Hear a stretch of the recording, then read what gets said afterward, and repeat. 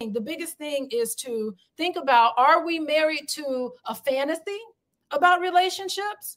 Or are we going to be married to the reality that you have married somebody despite their flaws?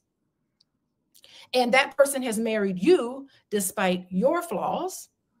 And you're two flawed individuals deciding to manage whatever relationship problems you have. And then maybe, as Jacob did, you need to be married to that reality and not a fantasy. So I think that's the biggest thing for today. This is such a good conversation. Let's go to some stats. Let's look at some things.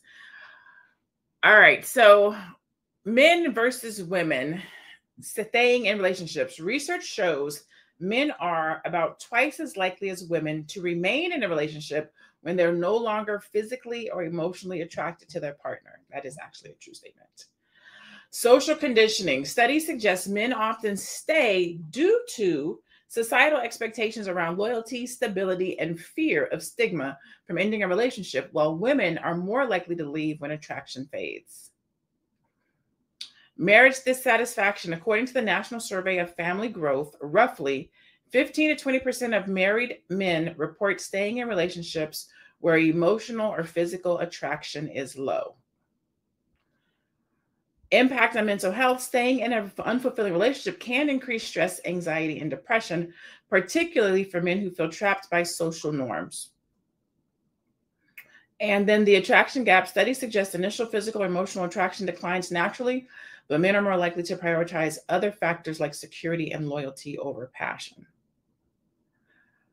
Men are 2 times more likely than women to stay in a relationship with someone they aren't deeply attracted to.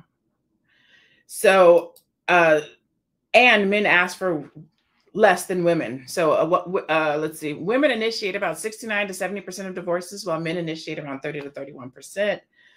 I've been having this conversation a lot, actually. I ask it, why do men stay longer than women? Like, why is it that a man will stay in a relationship that is not healthy longer than a woman?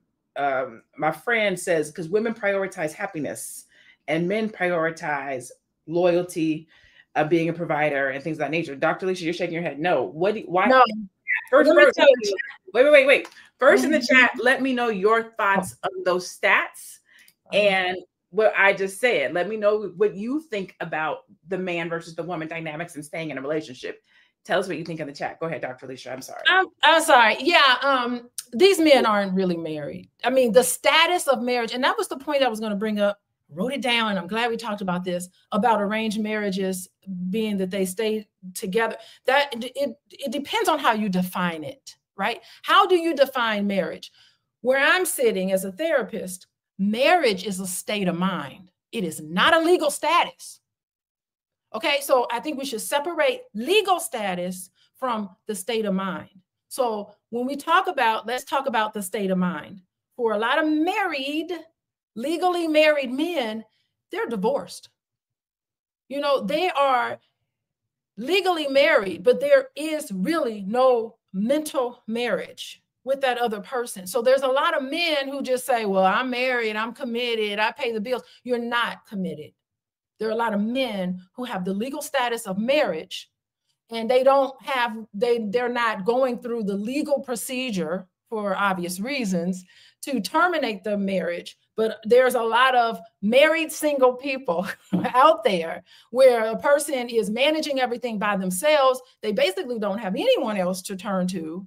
But even though they've had this status of marriage, they really aren't married, meaning that it's not a state of mind. You don't see that other person as your mate